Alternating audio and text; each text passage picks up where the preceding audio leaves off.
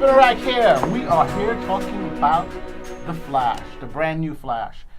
I gotta say, you screwed up, Barry. Again. The Flashpoint. I don't know what to make of it. The one episode Flashpoint introduction. You wanted more? You wanted longer? I think it should have been a much longer thing. Oh, no. I was glad. It shouldn't have been. It should have been. One and out. The consequences should have been longer. Well, what happened in Flashpoint? He comes back to the New World in the second episode, and you see the results of what occurred. But it should have been a more drawn out process. You know, it should have been something that also affected, if you ask me, should have affected other titles in the in the CW universe.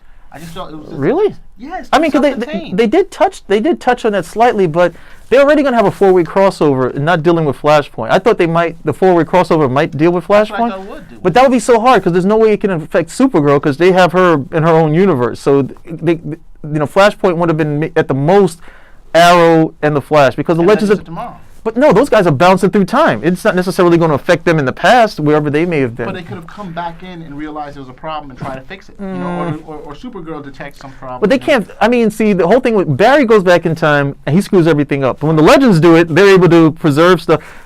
Well, I'll get into that. A little bit later. 'Cause I was actually cheesed off with some of the stuff that they did. But we'll talk about that. no, but I thought Flashpoint was a mistake, and I said, look, I was glad it only lasted one episode. And they got rid of it because, like, how many episodes were you gonna spend on this? And then oh God, somebody put a meme out. I said, the Reverse Flash came and killed your mother, okay? And then Zoom came and killed your father. You went back in time to bring them both to life, only to have to undo it so they could kill both your parents again.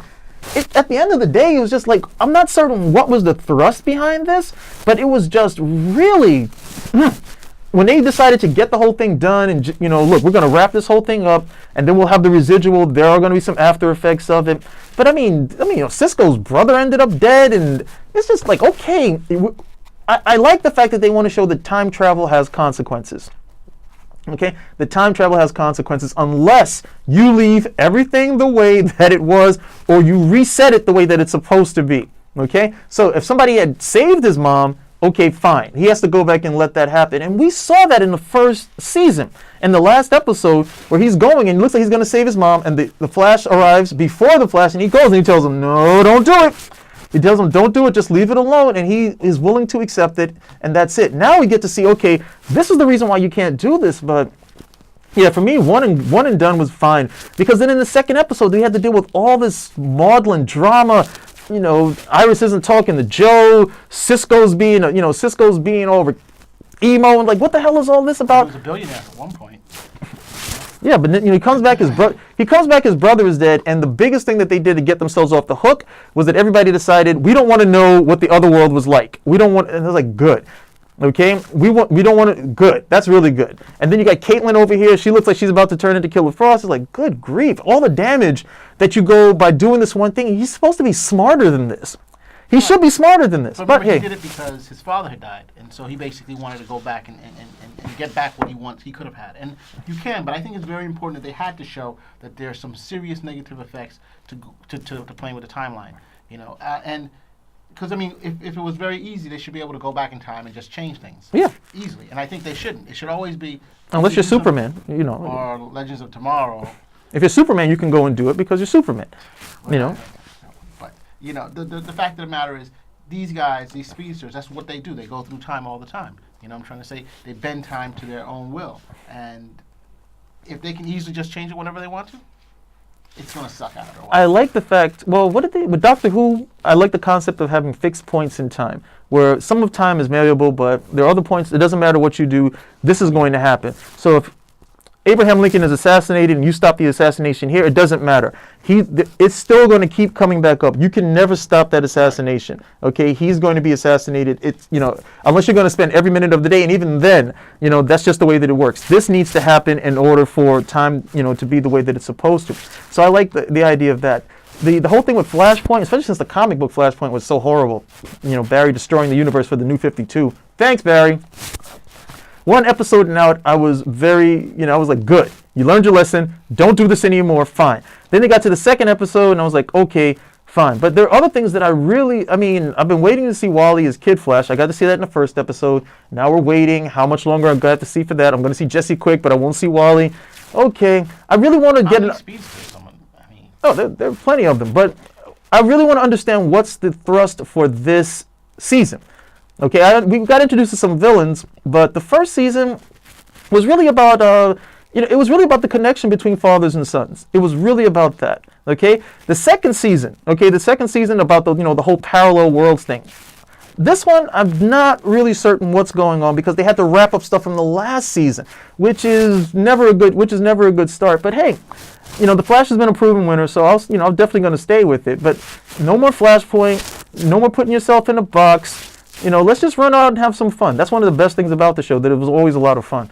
I agree, it was a lot of fun. But one thing I think you could end up hurting your audience is that too many multiple worlds, too many back time travel. I think one of the successful things with this particular show is the guy who plays Barry, Frank Guthrie.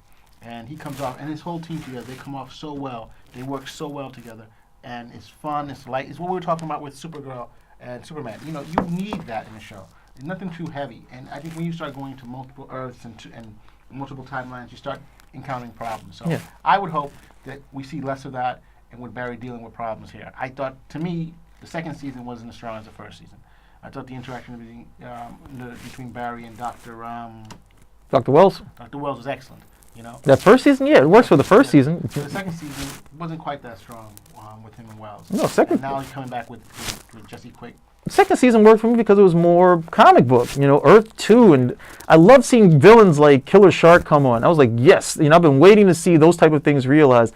That first season worked because of, again, it was like a father-son dynamic. That was one of the reasons why it worked so well, because the villain wasn't just a villain, he was a father figure. I know. That's another reason. But you can't do that every season. And the second season, I liked it. I mean, one of the nicest shots I liked from the second season was Barry and Cisco, and they were, taking the selfie, with the two, and yeah, we're on Earth 2, and we're taking the selfie. That they're so enthused about the whole thing that they're fanboying just like a lot of us would. We're seeing it, and they're doing it too. And I don't want it to be that either. I don't want these. Comic books are supposed to be fun. At their core, they're supposed to be fun. And when you weigh them down with these heavy topics, heavy subject matter, sometimes it's just not fun anymore, and they're not really meant for that. So you can do that in that first season and really get through it well. But you start doing it everything, then it's no longer the Flash, and then it becomes less about the heroism, okay, of this particular character, and more about, okay, what trials and struggles are we going to put him through? That should never be a superhero story. Yeah. That's somebody else, but that should never be, at least for me, that should never be a superhero story. Well, you hear our reaction. We love it. Just try to make sure this step goes correctly. Yeah, give us a couple of episodes and we'll be back. And give us Kid Flash. I want to see him and Jesse Quick. Spin right out.